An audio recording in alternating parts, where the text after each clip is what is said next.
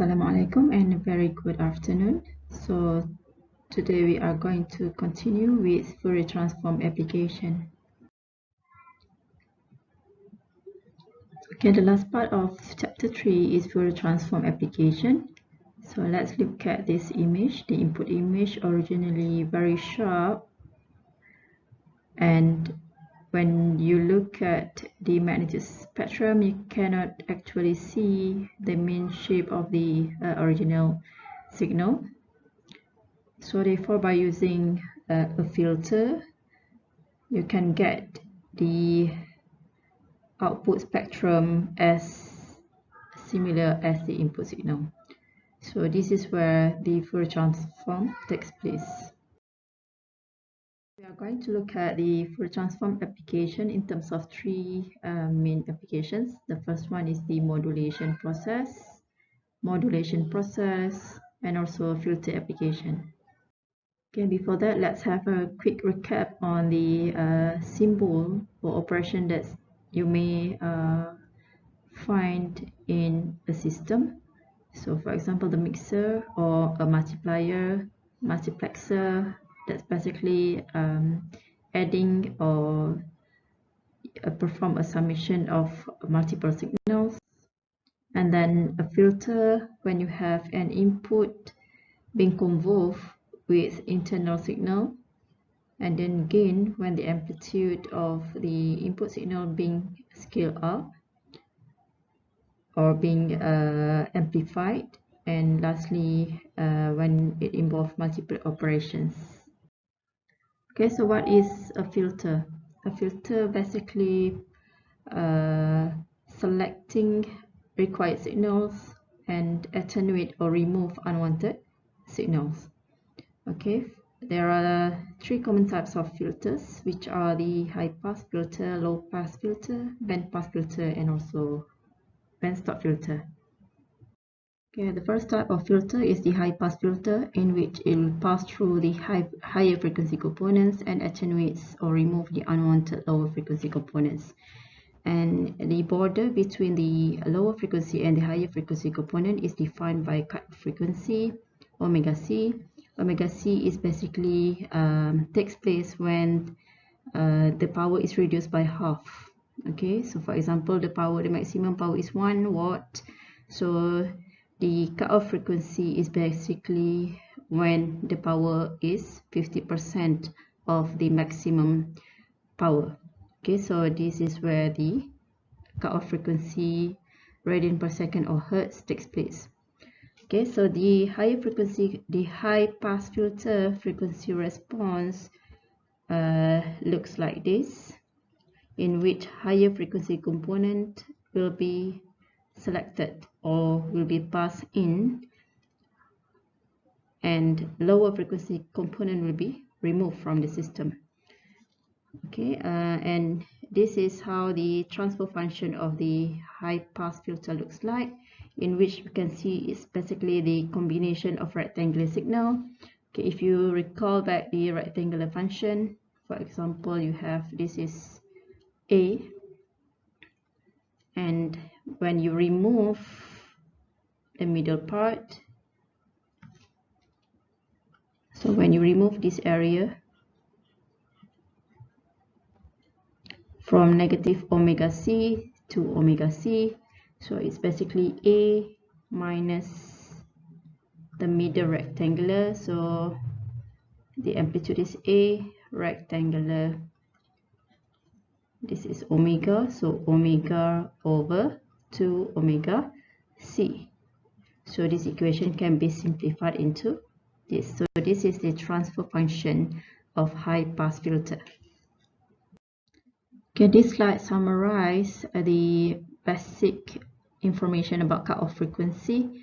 Is that it is also known as corner frequency or break frequency, in which it is a boundary in a system frequency response at which energy flow through the system begins to be reduced or attenuate rather than pass through. Okay, the 3 dB point is also known as half power, as mentioned earlier.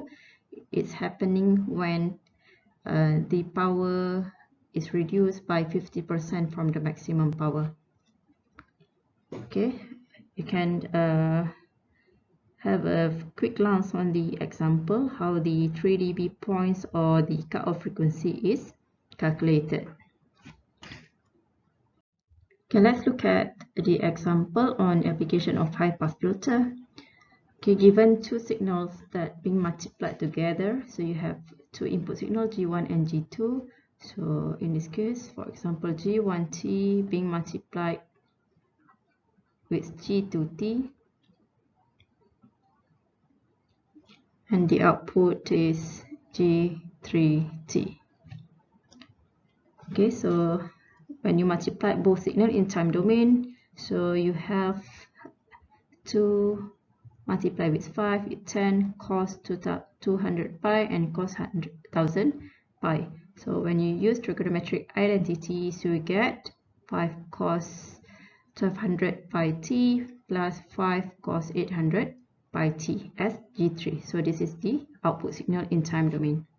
So by using frequency domain or by referring to Fourier transform table, so you can expand this equation into frequency domain. So if you have cosine function, so the equation will be pi del omega minus omega naught plus del omega plus omega naught. So omega naught is basically the frequency of the signal. So now G3 in time domain being transformed into frequency domain by using Fourier transform. So you have both component in positive and negative frequency for different frequencies. In this case, you have 1200 pi and 800 pi frequencies.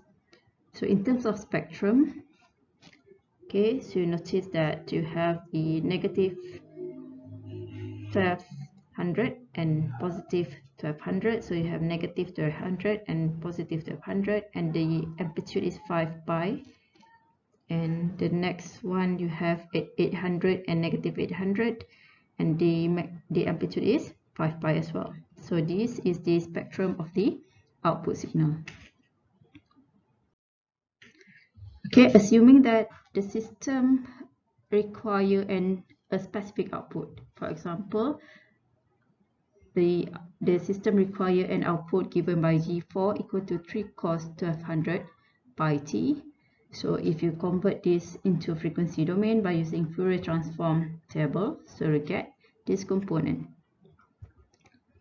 Okay, however, if you flip back to earlier slide, the output of the system is currently G3. Okay, meaning that you have the input G1T multiply with G2T, it produces G33.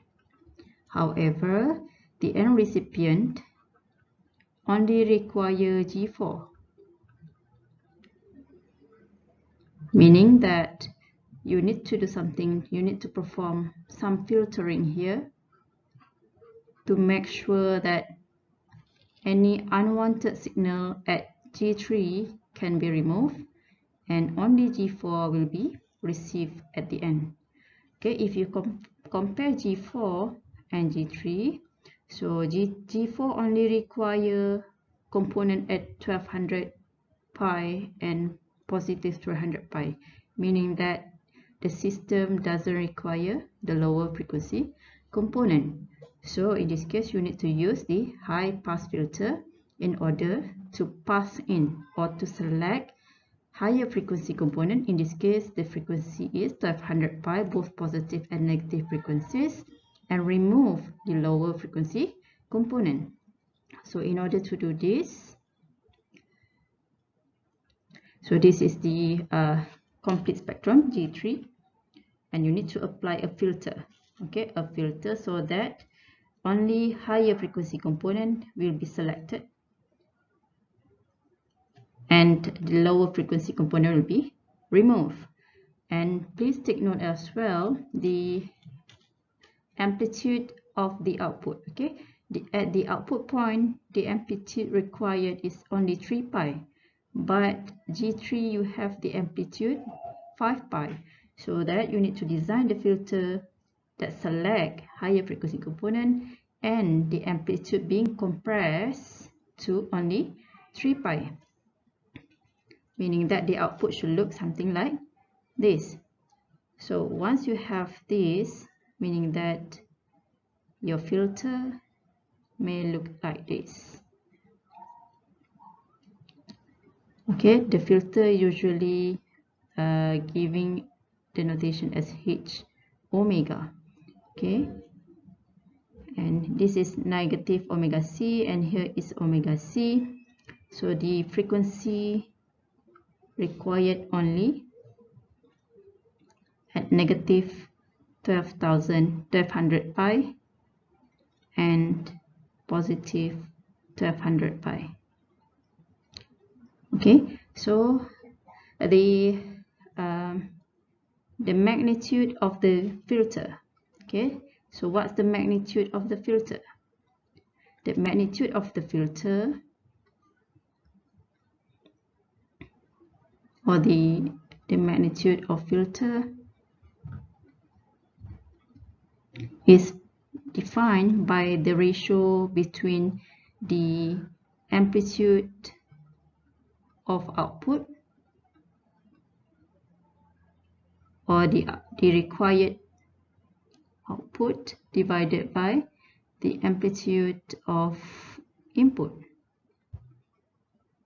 So in this particular case, the output required is 3 pi. So it is basically 3 pi divided by the input is 5 pi. So this is basically the magnitude or the coefficient of the filter. Okay, so now, as mentioned earlier, so this is the filter response, the high pass filter response. So the magnitude is, in this case, 3 pi over 5 pi. It's basically the ratio between the output amplitude divided by the input amplitude. And the transfer function, or the equation of the filter, can be written as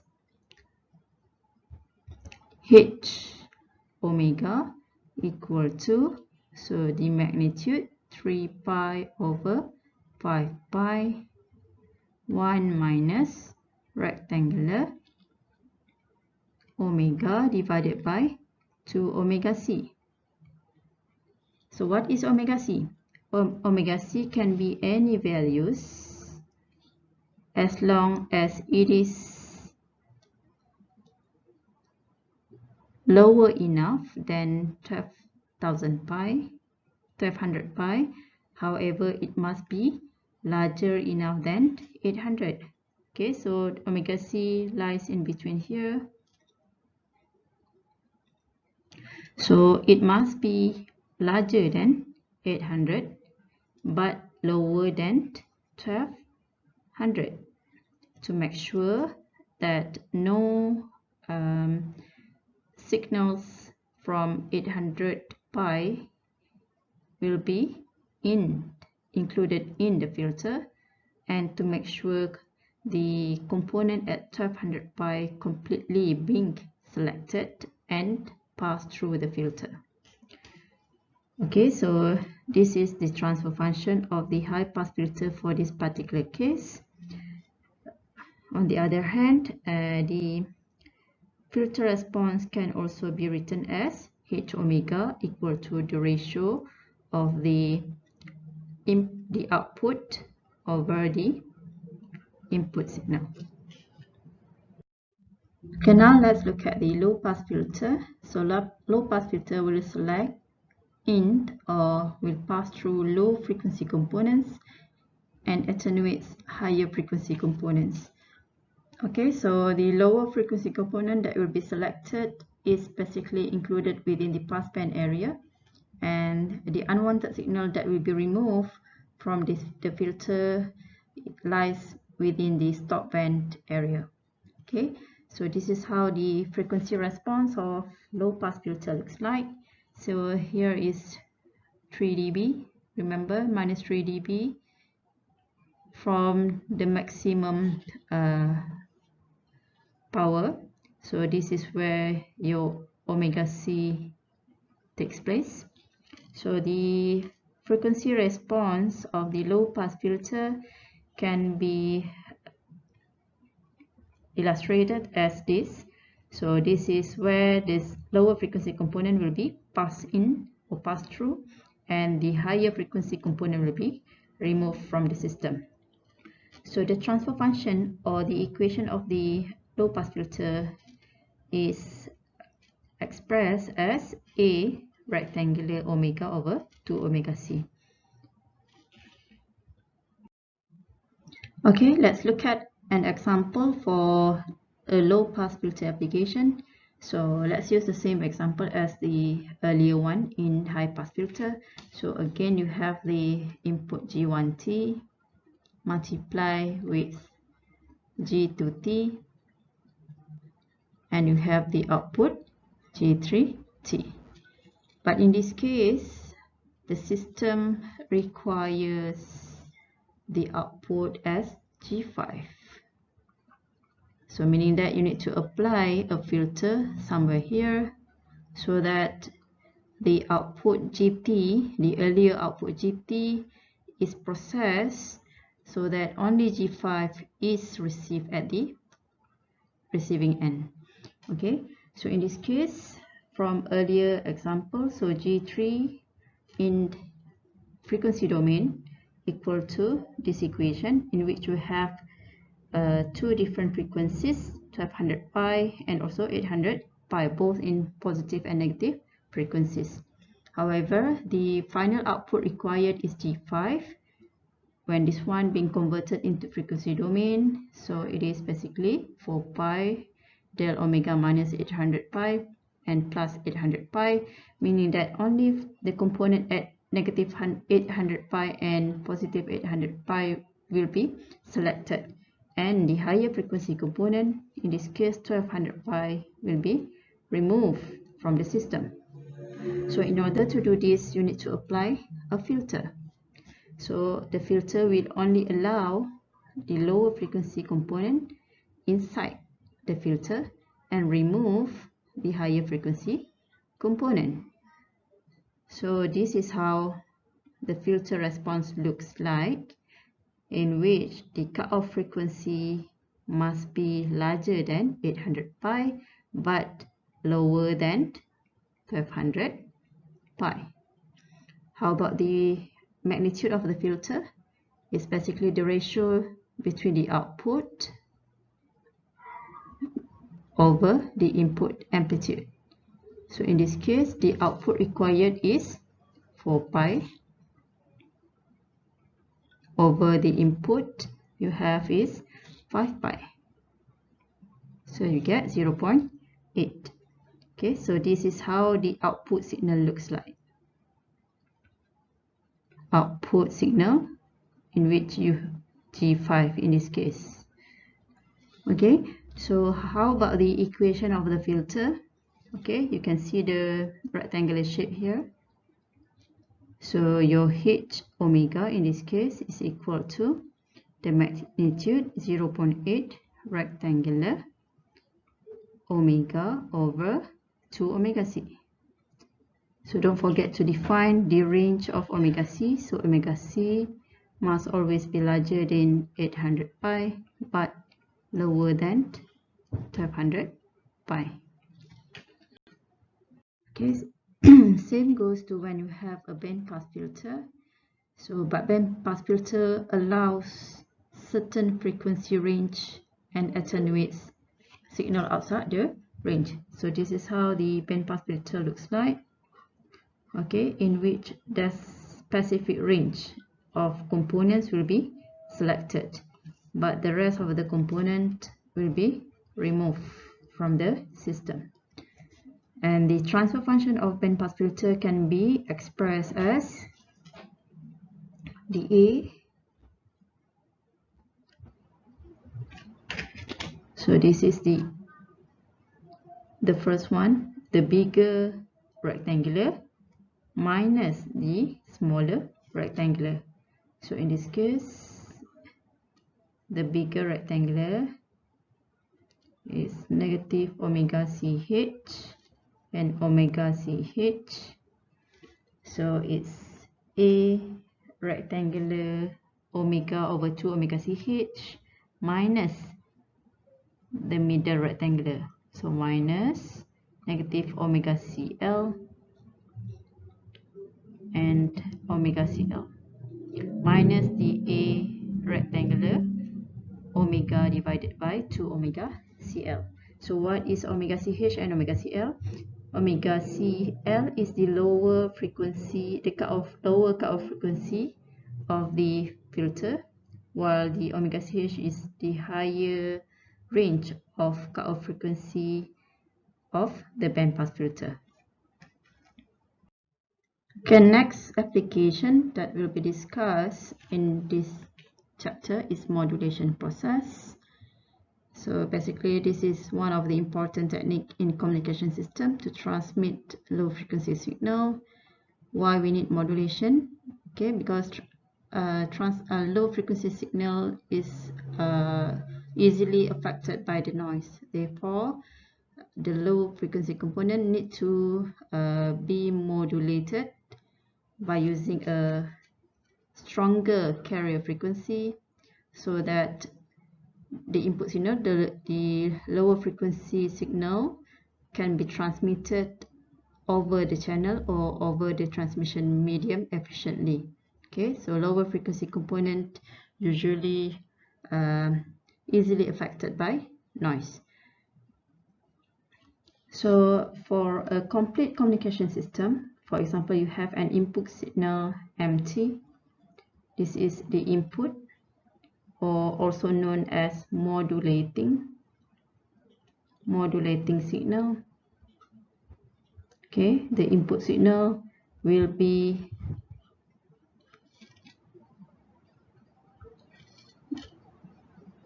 modulating the carrier signal. Okay, CT. Okay, meaning that the input signal will modulate the carrier signal in order to get the output signal, in this case XT. Okay, so the signal will be transmitted via a channel or transmission medium, so until it receives the receiving end. So this part, the first part, is the transmitter part, and the final part is the receiver part.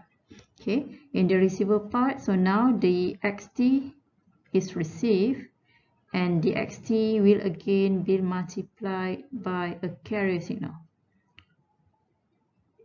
that's having the frequency more or less equal to the earlier carrier frequency signal. So again, with carrier signal having omega C frequency as in the first place. Okay, so now the signal having the final output, for example, YT.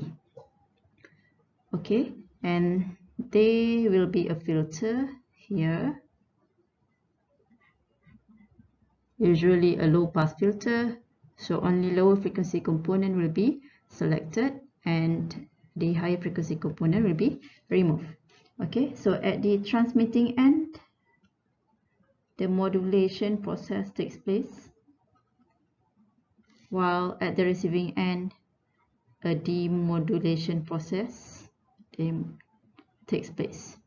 Okay, the first part, the signal being modulated. Okay, so the output here is called modulated signal.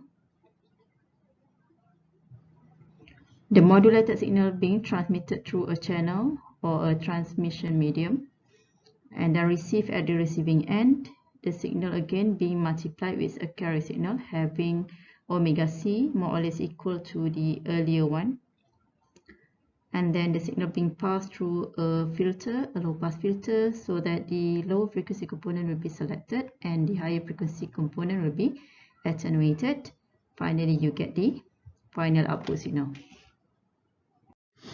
Okay, let's look at an example on amplitude modulation application. So you have the input signal modulates the carrier having the omega c frequency, yields the output xt equal to mt cos omega ct. So if you convert this cos omega ct into exponential form, so you'll get the input signal now having both sides in the positive and negative frequencies, while the magnitude being cut into half. So same goes to when you refer to Fourier transform table or Fourier transform pairs. When you have ft cos omega ct, so you will see that the frequency domain will be having a split of frequency, one on the positive and one on the negative side, and the amplitude also cut into half. So in this case, in terms of the spectrum representation, so this is the input signal, mt produce m omega in frequency domain. So after multiplication with ct, so now x omega, the output signal, being divided into two parts, on the negative and positive sides, while the amplitude being cut into half. So this the equation of the output signal in frequency domain is this x omega. Okay, as discussed earlier, once the amplitude, the signal has been modulated at the transmitting end, so at the receiving end, the signal will be demodulated so that the input signal can be recovered back. Okay, so assuming that this is the receiving end, so here is the channel. Oops. Here is the channel or the transmission medium, and here you have the xt, the modulated signal. It's the multiplication of ct, the carrier, and also the input signal. So here is the modulation process, while at the receiving end you have the demodulation process. Okay, the signal, the modulated signal will be multiplied again with ct, having the cutoff frequency of omega c, and then the signal will be passed through a low pass filter so that the lower frequency component will be removed and the lower frequency component will be selected and the higher frequency component will be removed from the system. At the end, the original signal will be recovered back. Okay, in terms of mathematical representation, so at the receiving end, so this is at the receiving end in demodulation process. So the signal xt is multiplied with the carry signal. So now you have, when you do the Fourier transform, so you will get two components in positive and negative frequencies, while the amplitude is cut into half. So here you have the x omega. So x omega is basically from xt, from the original signal, from the modulated signal given by this equation. If you refer back to modulation process, so this is basically the output from the modulation process. So now the modulated signal being demodulated by the carry signal. So the equation can be further expanded, and then the output signal you get is this, in which we have 1 m omega. This is m omega minus 0 here, and then at negative omega c and positive omega c. So positive to omega c and negative to omega c as the center frequency. So after the demodulation, you have now three components. So you have the lower and upper frequency component, and you have one in the middle. Okay, this is for this one. Okay, so after that, the signal will be passed through a low pass filter. Okay, so now you have a low pass filter that will select the low frequency component only and remove the higher frequency component. Okay, so the magnitude of the filter is the ratio of the output required. So in this case, the original having amplitude of A, so the output must be having the amplitude as A as well, divided by the input. The input of the low pass filter, okay, the input of the low pass filter having the magnitude of A C divided by 2. Okay, AC divided by 2. So now when this one is supposed to be AC as well, or you can just simplify this one into A. Okay, so you get the magnitude of the filter is 2. In order to get the amplitude as the same or as similar as the input signal, so after you apply the low pass filter, you can recover back the original signal as similar as the input sent at the or by the transmitter. So you need to perform some mathematical derivation to see the relation between the modulated signal and also the signal after demodulation process. Okay, that's all basically on Fourier transform application. So next, I'll be discussing on more examples on Fourier transform properties and applications, and I'll include some of the past year's tests and final exam examples as well. Thank you.